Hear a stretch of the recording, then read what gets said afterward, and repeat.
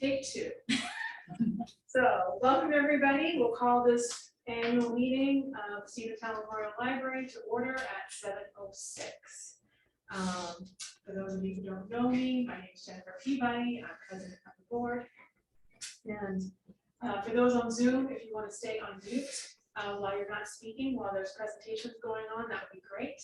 And we'll have time at the end of each report for questions, as well as some time at the end for public comment. So at that time, feel free to speak up. And we'll just ask everybody to identify themselves as they're speaking so we know who's who. So as required by the state, the purpose of this meeting is to review the year 2021. So that's what our reports will be speaking about. We'll also touch base a little bit on what we're looking forward to as we look ahead. Everyone in the room has a packet with the handouts. I can share my screen for any folks on the screen. So that would be helpful. So before we begin, I just want to mention this is the library's 75th anniversary this year. So it's interesting to start to reflect back on 75 years of serving the community. And as I was starting to think about that, or to sort of tend to go in two tangents as you're thinking. One is how much has changed in 75 years and how much has stayed the same in 75 years. So, you know, thinking about how different things were in 1947 when the library was getting started, you know, there's so many changes with technology, with society. It was the first time that the full-grade camera was being demonstrated. And now when you think about our phones and our cameras and video, I mean, how different. People just didn't have the access to photos the way that we do now. You had things like the transistor radio was just getting started. And again, now, well, we're not masters of technology or anything, but we're zooming and videoing and all of that. But then I was more struck by how much things stay the same because I started looking through the archive of board materials that are now available on the website, which we'll touch on. And it was really, really interesting to see just how much was the same. So you flip through those minutes and the same kinds of things that we're talking about and thinking about and dealing with, previous boards have been dealing with for decades. So you go through and they're talking about fundraising ideas and food sales and what kind of entertainment to do. They're trying to find trustees and vote them in, electing officers. They're talking about building maintenance. They're talking about replacing the draperies. They're talking about trees that need to get cut down, which trees need to get pruned, the plantings. And so it's really, I don't know, it made me feel sort of good to see that because I think we get very caught up in what we're doing, and it's very important what we're doing, but just to put some perspective in that this has been these same things that we're struggling with, people have been struggling with for a long time, and everybody does their best job to do the best for the library, and I think that's what we're all doing. Also recently read a book that puts some other things in perspective, which is that none of us personally or in our business or anything like that can ever do everything we want to do. It's just not possible. We just don't have enough time to do that. And I know here, and I know we often feel this way, you know, there's just simply not quite enough time, not quite enough money, not quite enough volunteers, not quite enough staff time to do everything we would love to do. We have an abundance of really good ideas, and to get them done, you know, it's not always possible. But I think what's important is that we all just keep trying the way that we do. We keep looking for new ideas, looking for new ways to achieve what we hope to be able to provide to the community through the library. And I think what I saw looking back through all this history is that what doesn't change is the fact that the library remains a place where people come to connect, where they come to learn, where they can access technology, whatever that technology is at the time, where they're coming for information, where they're coming for entertainment. that's what we continue to strive to do. By its worth, come out on Sunday night at 7 o'clock and having the board meeting and all of that, because what we provide to the community is important service. So if you have a chance, we'll talk about the new website, and but it is kind of interesting to go through some of the archive and see some of the history. There's definitely things that have changed over the years, but you see that we're always doing this. Boards have always been doing this type of work. So and just to touch on a couple of things we'll mention coming up. Some of the things that we talked about in our last meeting are things that we're continuing. So some of the collaborations with other town organizations. So last year's Live at the Library with the Historical Society was a great success. That's something we're going to continue to expand on this year. So finding ways that we can work with other town organizations to make things like that happen. We're also undertaking a master plan, which there'll be more information about this coming up, but to be able to see how we can make sure that our building can continue to serve the community. So there'll be a lot going on this year. So without further ado, let's go ahead and we can do our introductions. So let's start with Kim, our director. Familiar with Kim. And then we have our trustees. So Scott, Vice President and Chair of Buildings and Grounds. Melanie, former Board President, current Treasurer. Sarah, who served as Treasurer. I can't see you say. And she is now Secretary and Chair of Brand and Marketing Committee. Rebecca Corbett can't be here tonight. Her family, unfortunately, is down with stomach flu, so she is dealing with that. Noe, who's on Zoom, he is new to the board this year and has been very active in the Brand and Marketing Committee. Did critical work on the new website, which we thank him for. And then Ed hasn't joined us yet. Hopefully, he will join us soon. Ed is a longtime board member who is retiring from the board this month, so we wanted to be able to thank him for his service all of these years, and he's been part of leading the strategic planning committee. We also have 3 potential new board members that we will be planning to vote in this evening, so we'll do those intros as we go. So let's go ahead and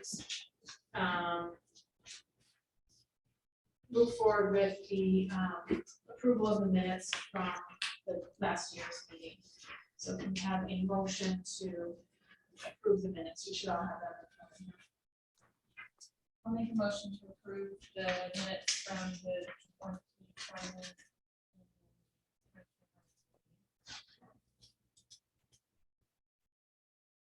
Okay, second. Anybody? I don't think I should second it since I did the minutes, right? All right, all in favor, say aye. Aye. Any opposed? I'm going to start to share my screen as well, so I can. Let's see. So now the materials up for the next section.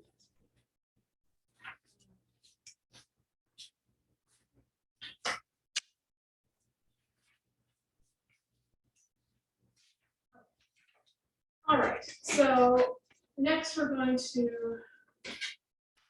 deal with election of new and returning trustees. So with Rebecca not here,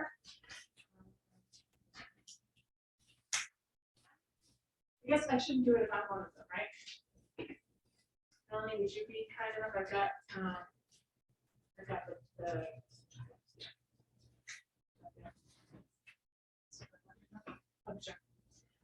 okay, so we have three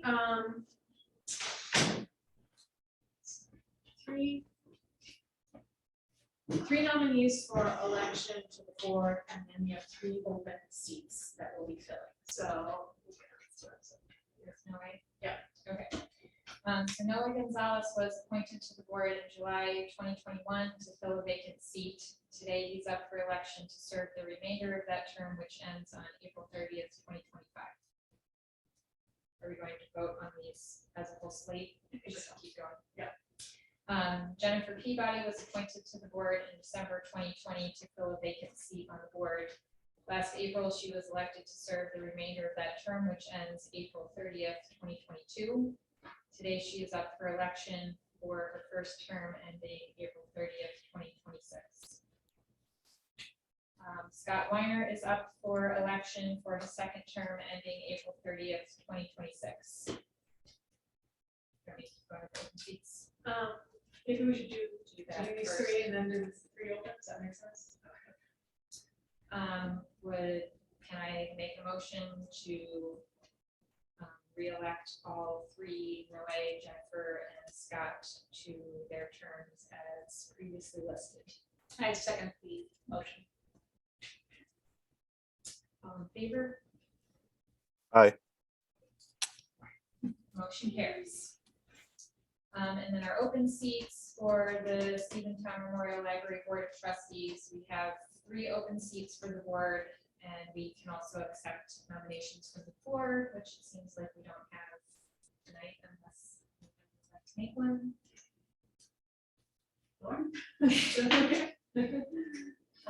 So our first one is Patty Arndt. I'm apologizing on the fly here. That- Perfect.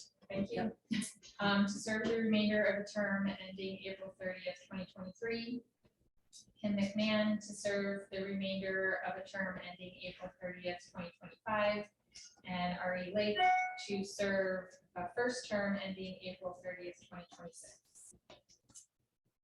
So since I'm going to town here, I'll make a motion that we accept all 3 of those open positions to the board as just listed. And all in favor? Aye. Motion carries. Welcome to the board. Thank you all very much. Thank you, Joy. Thank you, Melanie. Okay. So now, with that business done, we can move on to reports. We'll start with Kim's director report. So she has 2, the room has 2 documents. I'll scroll through on the screen for those on Zoom. Are you starting with the? Well, the first one that has all the graphs of the charts and the pictures and stuff on it is the one that we're required to do by the state. We have to have an annual statistic report coming out. So most of what's on here is in my report for the director's report. So you can just kind of look at it from there. Some of the statistics like the circulation and all those are actually pretty interesting.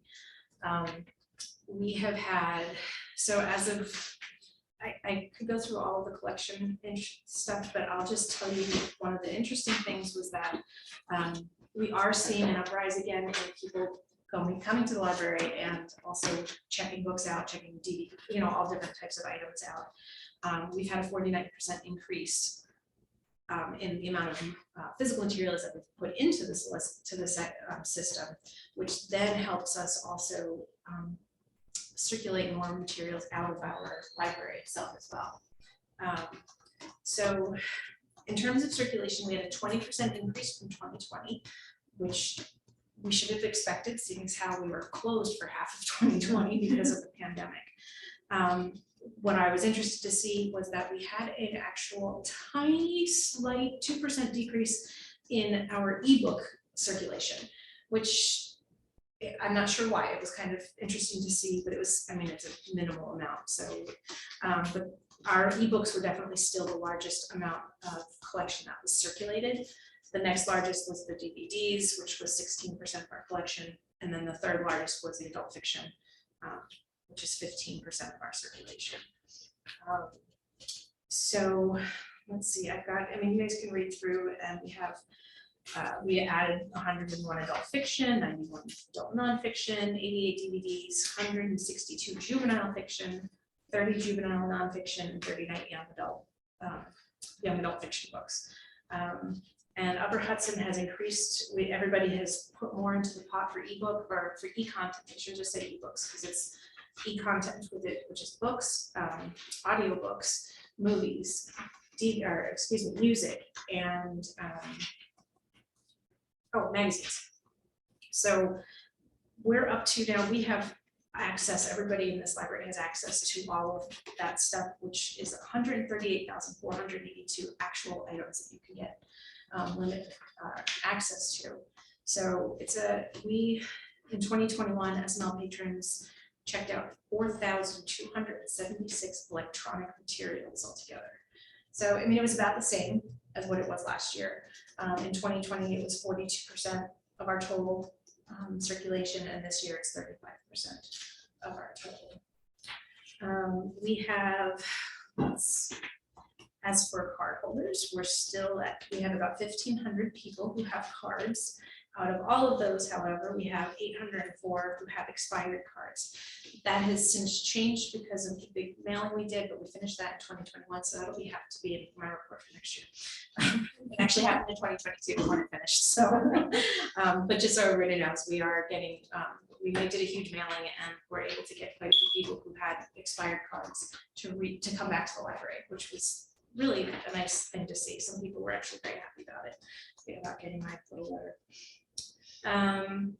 So for 2021, we started off with having the library closed from from January to April, and we were only allowing people to come in every other day with appointment only. So it was definitely very limited.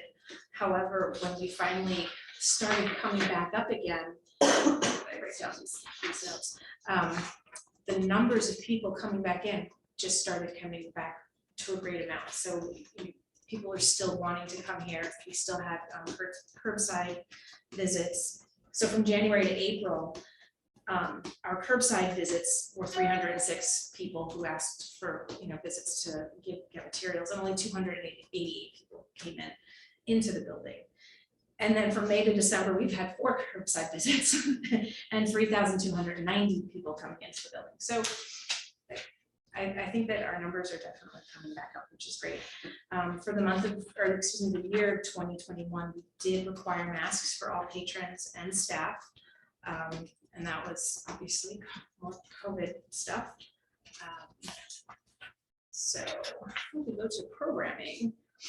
Programming was tough this year for a number of reasons. We loosened restrictions on programming last year. In 2020, we didn't do anything because of COVID. This year, we had programs outside without masks. If people, that was up to the people if they were running them outside.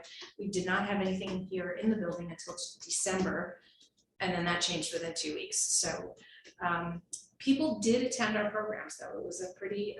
We did have, more people than I'd expected to come, especially to our virtual programs, and we had a lot of success with take and make programs as well.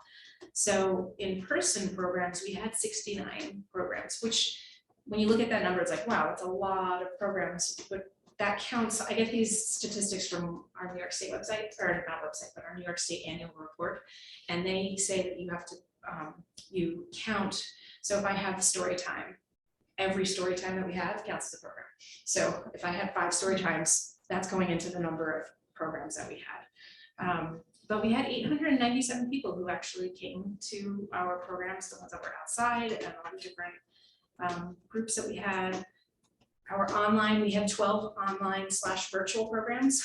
We didn't tape, we taped some of them, but it was more of it was a live virtual program. We didn't do things where, I made a video and then put it on for people to look up. It was all live.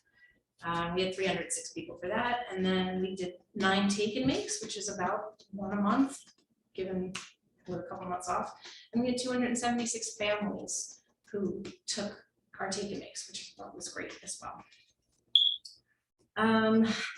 Our programming, we had, like I said, we had a lot of stuff. The things that were probably one of the more successful was we did a huge program with an author named Ruth Horowitz, And she wrote about a book about a library and saving their library, and we Zoomed that to the Berlin Elementary School. So pre-K through 4th grade, we were able to do 2 sessions live with the kids. They were able to ask questions, and they were able to see her talking and reading the book to them. And it was a fantastic thing.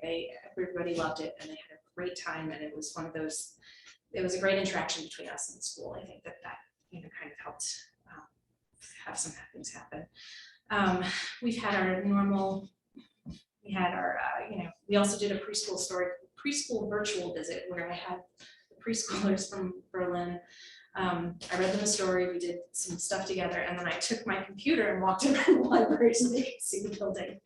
And it was great because actually one of the kids came into the building and was like, "Oh, you're the lady who was on the TV." And I was like, "Yes, this is great." So we actually made some connections there, which is so much fun. Let's see, some of the other programs that we did that were fun. We did the Battle of Britain, was also very successful. And let's see what else. A lot of them were good. We had jack-o'-lantern displays, and the Live at the Library was another, probably the biggest event that we had. We had music every single Friday from July through September. It was only supposed to be July and August, but then people asked for more, and we said sure. So everyone got together out on the front in the parking lot, and we listened to some amazing music, and it was incredibly supported by the community. We did this in conjunction with the Historical Society, so we, split the costs, and any donations, we split the donations, and we're doing it again this year. So hopefully it'll be another good one. And let's see. So yep, I would say that was probably our most well-attended program out of all of them. We did summer reading this year. We had 37 kids sign up and 10 teens also signed up. We had 20 kids complete the program and 8 teens complete the program. So a lot of times kids will sign up and then they won't actually do the actual keeping track of their books and their time and the reading and the minutes. So, but this is a decent number for us to have that many kids who actually finished. Because of the pandemic and the flooding in the backyard and the flooding in the tent, we had a limited number of programs for the kids. We did have summer camp, but summer camp was very, it was mud filled. I should just say that it was just mud. But we did summer programming with, we had a storyteller, we had magicians, we did birds of prey, and I held a stuffed animal sleepover and story time for the kids, which was actually a lot of fun. All of the children brought their stuffed animals. We read a story to them to say goodnight, and then I put them to bed and took pictures of their wild antics that they had during the library, checking books out and getting into my office and, having a late snack. And it was a lot of fun. We had a good time with that. And so, yeah, so that was our summer reading program, was definitely a success. The kids read a total of 523 books. It's a pretty good number.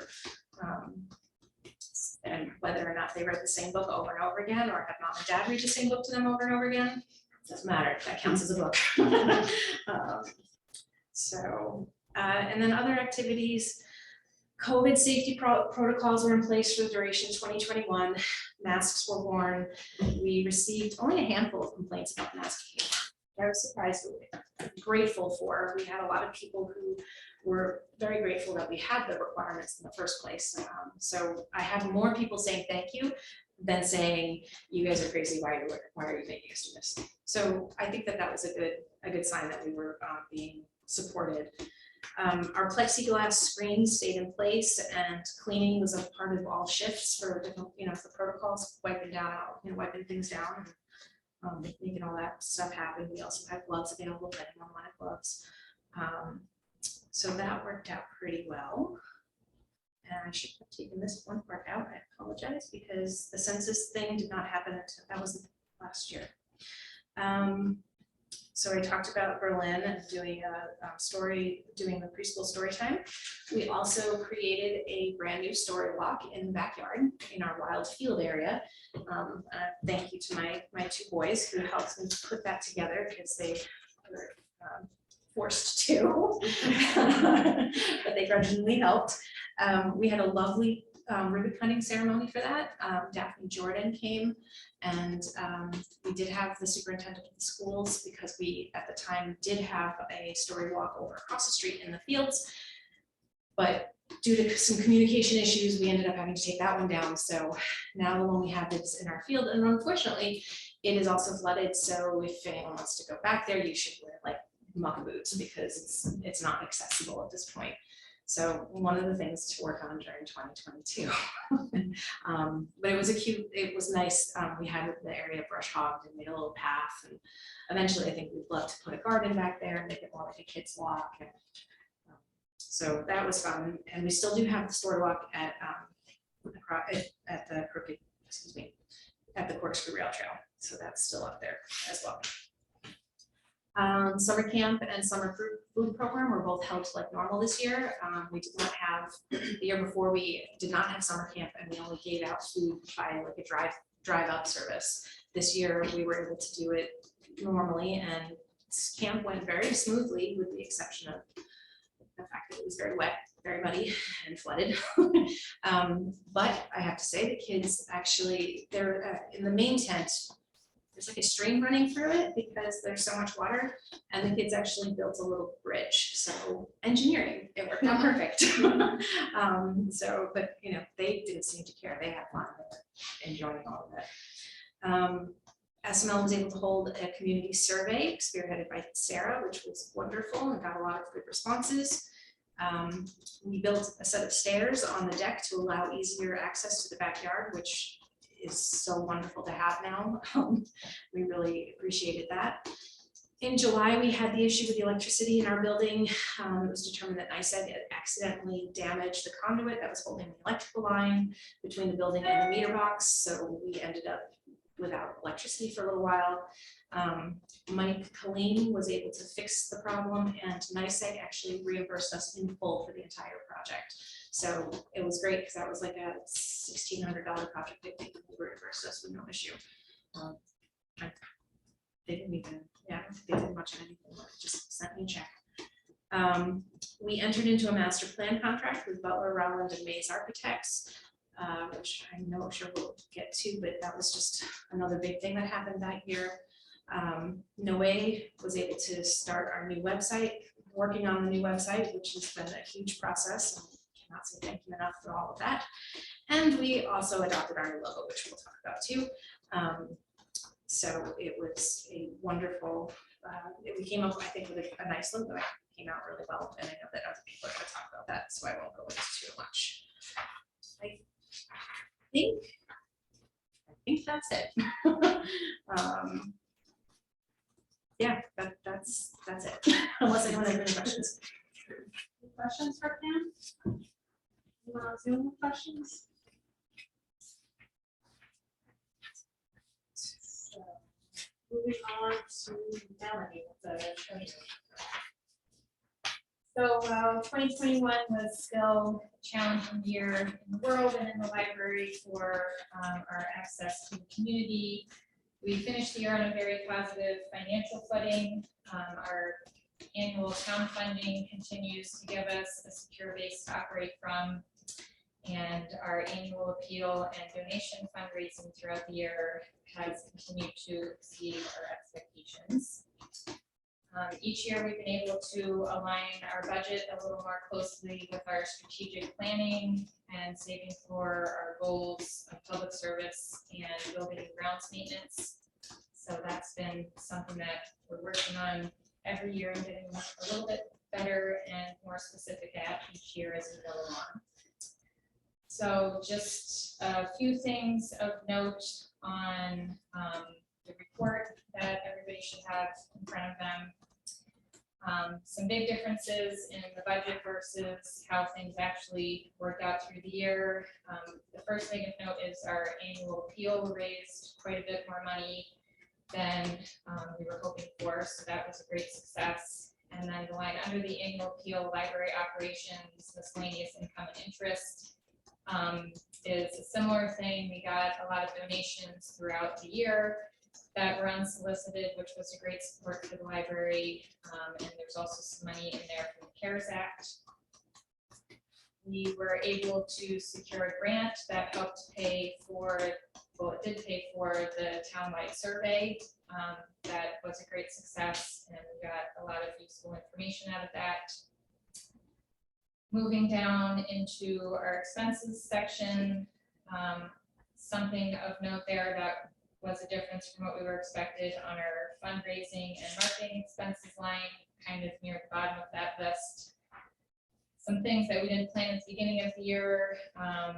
We went through our logo planning process, which Kim talked about a little bit, and we'll probably talk about a little bit more, but we worked with T-Square Designs to help get our planning underway for that. So that was an added expense, our new logo banner, and we also, the library gave out some raffles for survey participants. I think that's pretty much all I had, but overall for the year, like I said, with our fundraising goals working out to be much larger than we expected the end of the year.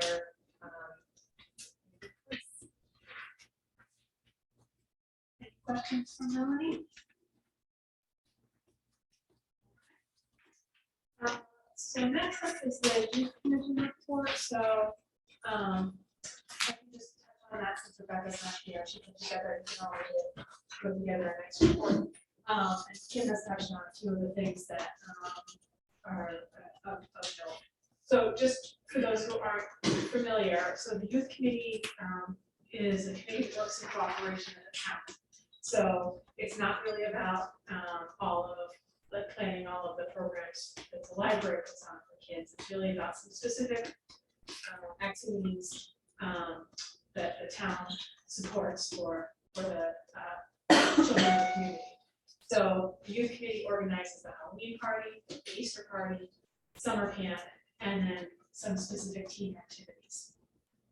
And it also allows teenagers in town to have employment and volunteer opportunities to gain experience. So last year, as Kim has touched on a little bit of this, a lot of plans were adjusted because of COVID. So the Easter party was a grab and go type of event. We still were able to have Easter bunny there to wave to kids in the car that people drove through. Actually had 4 flat foul. We had things set up so that we could have an actual drive-through experience, and had assembled bags of the Easter treats with things to do as well as treats. So that worked out very well, but we're glad that this year we're able to go back to a more normal Easter party. And then Kim has already hit on the highlights of that, which was it was really challenging to plan because we had to take into consideration the social distancing rules, all of that kind of thing, how we're going to handle all of the COVID rules. We had extra tents in order to have enough space for there to be 3 pods of children so that people could be isolated in pods and have enough cover for inclement weather. But we did not know just how inclement that was going to be. It was fine. From the sky aspect, we were well planned, but from the ground aspect, it was not what we were anticipating. So that said, overall, as I mentioned, it was really pretty successful. And I think one of the most amazing things is that it got through the whole thing without anyone having COVID, no quarantines, nothing like that. So that was an amazing thing. So we also were able to utilize some of the indoor spaces like here at the library, community room, town hall, and fire hall pavilion, which worked out well. A couple other things to note was that there were programs both on site with a magician. There was rocket making program, and then Dyke and Pond, Grafton Lakes. And the swim program.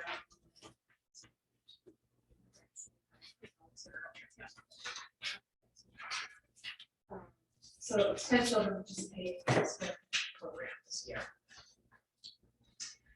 Moving on, so the food program, as Keith mentioned, was also back on. So we were able to offer that to the children in camp and anyone else who wanted to drop it. Halloween party, also a little bit different this year.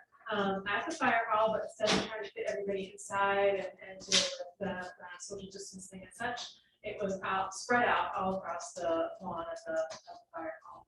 And I think it was the pavilion.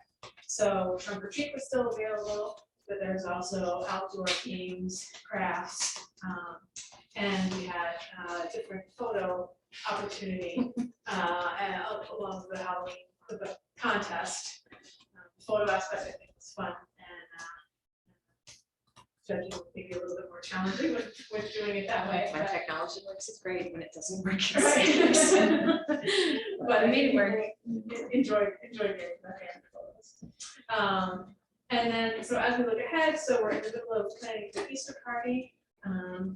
There's a lot of eggs in this room. A couple hours ago. A lot of eggs being stuffed. So this year it'll be this Saturday. We have a rain date of Friday. So you have to really anticipate the weather. Hopefully it'll be sunny. It will be outside.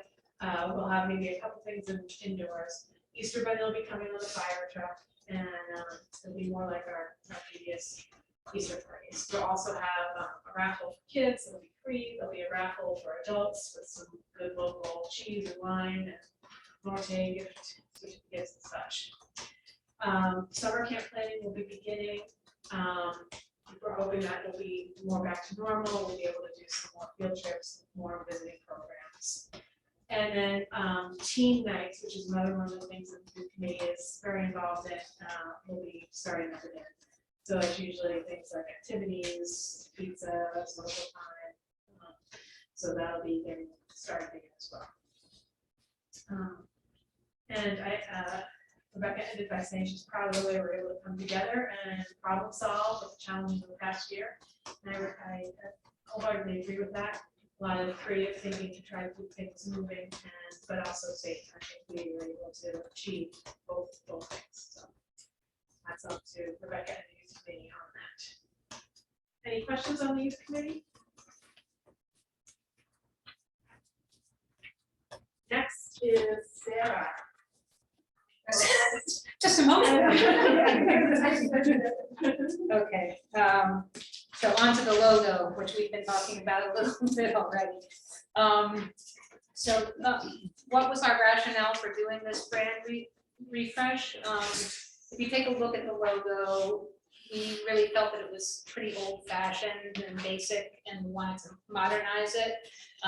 We didn't like that it was all black and white, and we're a little bit concerned that it reinforces this perception that the library is for small families with small children, which is a perception that we know exists in town anyway. So we wanted to put some new thinking into what the brand really means, what the library is all about, and we looked at it in a couple of ways. We did this internal trustee director brainstorming that was really kind of interesting, and took a look at the brand values. Obviously, the mission statement that you can read there, I'm not going to read it out loud, is something that we took into consideration.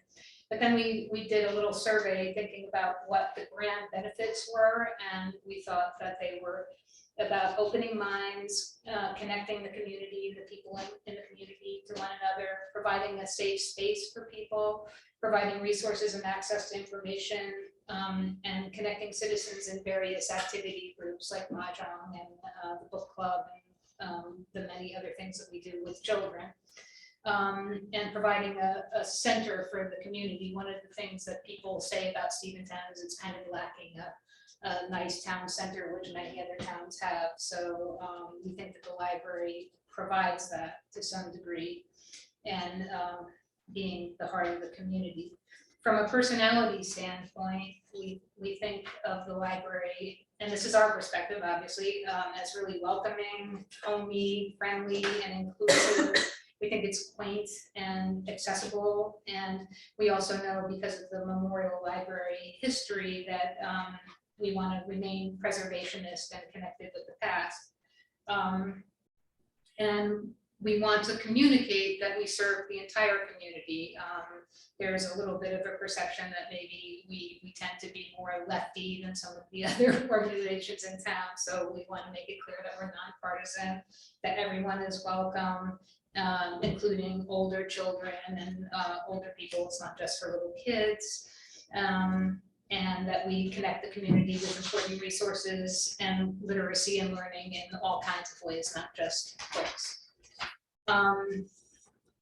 We also got a little bit of information from the community survey that we did on what residents have to say, and they pretty much say the same thing. So we're very happy to hear that the perception that the trustees and director have of what the library does and how it's viewed and how we serve is pretty much right what they were saying as well. The survey showed that we were quite well known.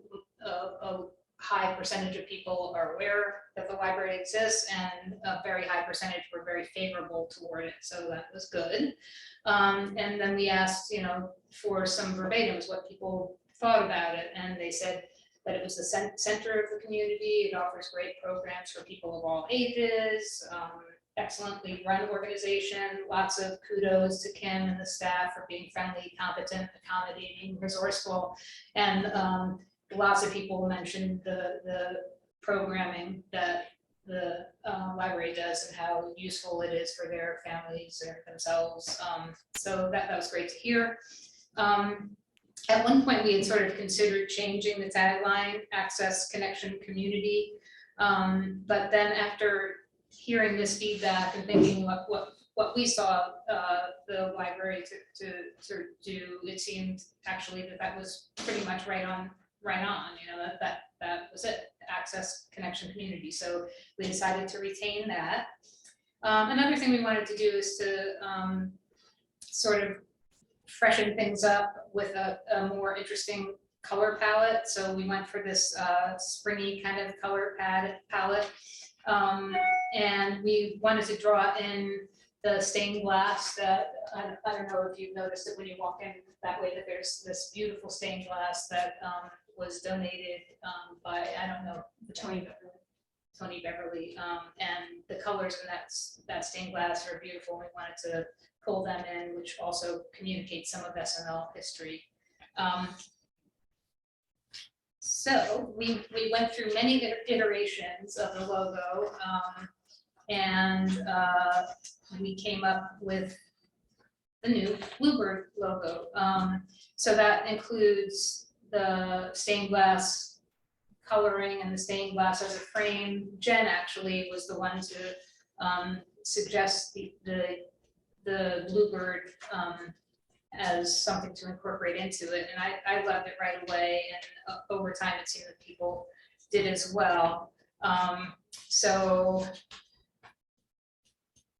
we really feel that the new logo does what we set out to do. It communicates the attributes that we want to message to the community. It's warm, it's accessible, it's fun, it's welcoming, it's helpful. The bluebird is the New York State bird, so that's cool. And in Native American symbolism, it's viewed as a good omen, a sign of good luck, freedom, hope, and also in dream theory. If you have a bluebird in a dream, it's supposed to mean that good things are coming your way. We like the idea that the bluebird has wings. We can use it in programs, in materials for the kids, and design elements inside the library and on the grounds. And we really feel that it captured the spirit that we found residents like best about the library. And again, it was a sort of a long-term project. It took almost a whole year to nail it down and to come to agreement on it. But it was really a collaborative effort, and we felt very good about it at the end. Hopefully other people like it as well. We have been getting compliments on it, so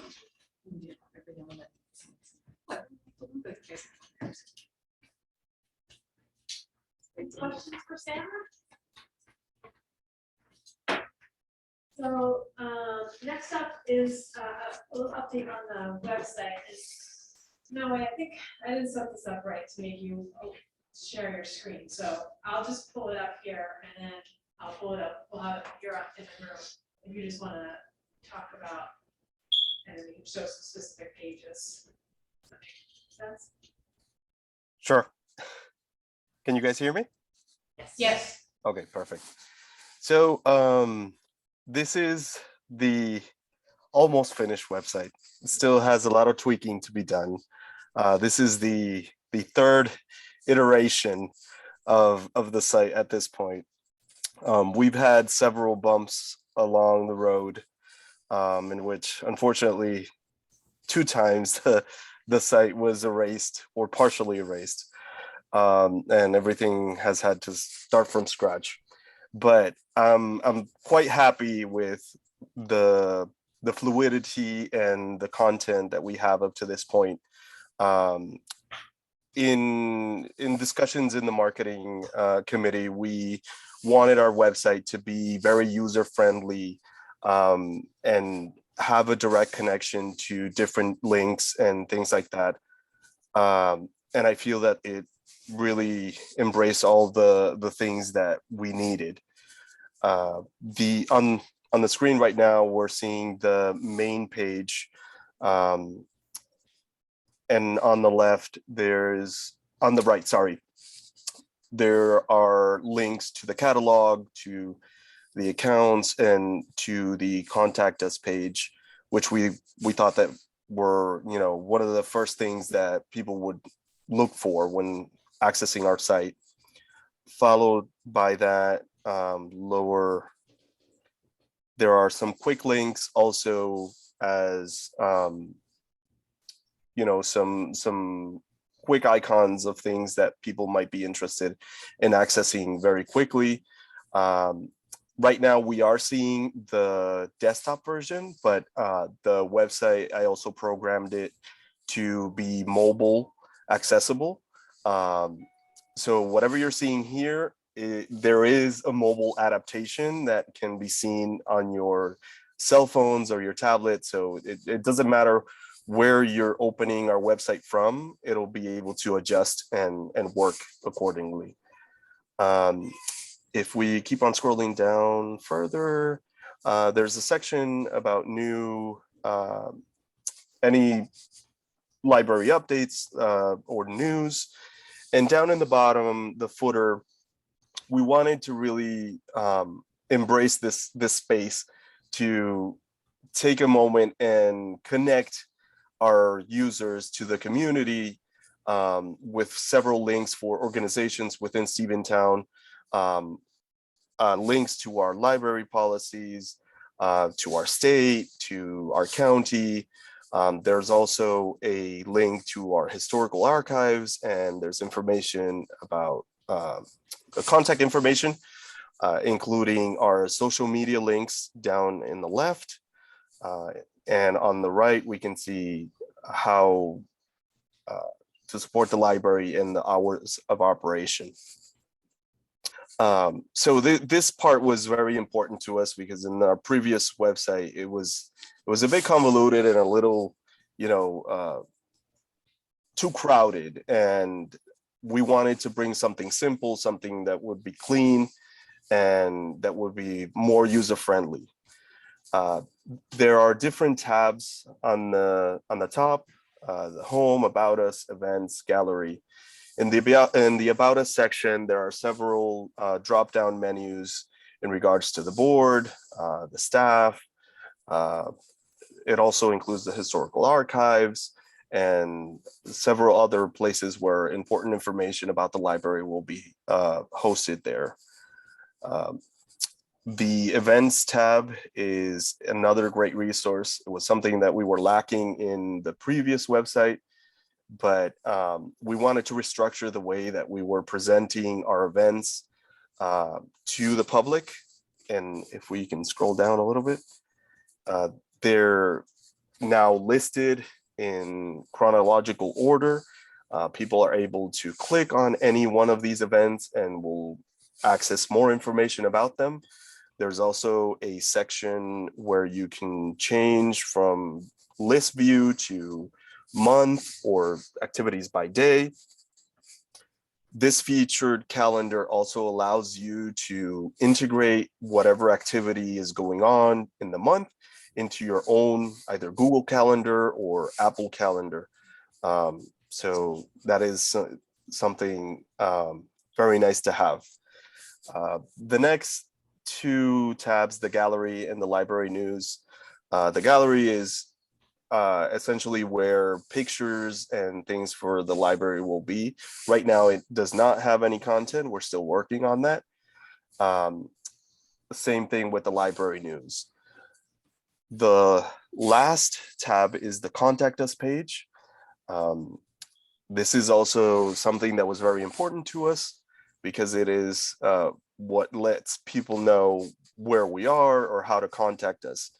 I found it very important to integrate a map for people who might be interested in, for example, participating in any one of our activities that are coming out of town, so that they're able to very easily know where we are.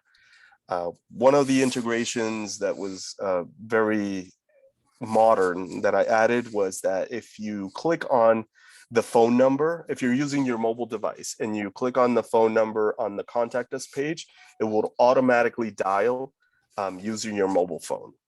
So if you click on it, it'll put it directly. You don't have to go through the trouble of copy and pasting the phone number into your cell phone. You can just easily click on it and it'll automatically call the library. This has been a lot of work, but I feel it's been very rewarding. And as we continue to work on it and put different elements into place, I'm very happy to say that this is one of the best library websites in all Rensselaer County. Thank you, Noe. I know it has been a ton of work, but it's great to see the website. It's just, I think, a lot more user-friendly for folks. We really wanted to put all the information that people want when they come to the website right in front of them so that they can quickly see it, we can quickly help them, and that especially now that we're getting back into the in-person programming, that the events are easy to see. I love that you can just subscribe to the calendar. I've done that already, so it's in my calendar. You know, people can just easily deal with all that, and that's been a great key. Folks, have any questions for Noe? All right. I also forgot to mention, sorry, that one of the challenges that we had also was we couldn't find ourselves on Google.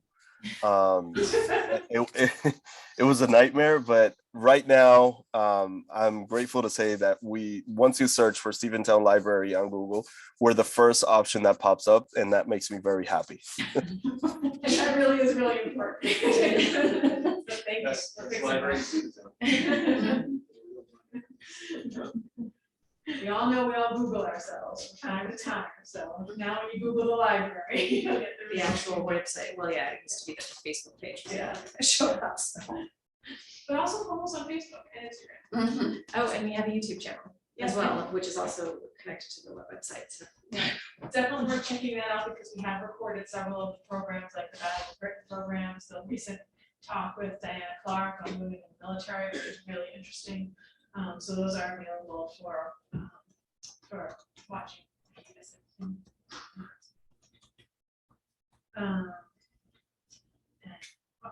so I think.